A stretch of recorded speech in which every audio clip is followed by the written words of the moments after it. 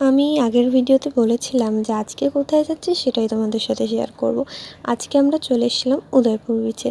এখানে এসে একটু কেনাকাটা ছিল, সেগুলোই করছিলাম। তারপর চলে এলাম সমুদ্রের পাশে। এখানে এসে সমুদ্র দেখে তো আমার খুবই ভালো লেগেছিলো, কারণ সমুদ্র আমার খুবই প্রিয়।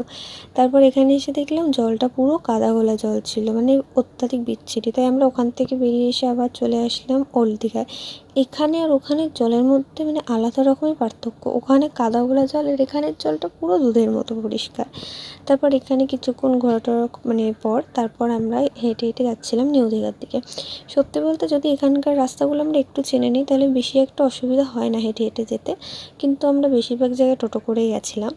তাও এটা যেহেতু ওটার থেকে একটু কাছে ছিল, তাই একটা টোটো করে বাদবাকি পুরো রাস্তাটা আমরা হেঁটেই গেছি। তারপর ওখান থেকে বাড়ি এসে মানে হোটেলে এসে স্নান করে ফ্রেশ হয়ে আমরা দুপুরে খেতে চলে গেছি।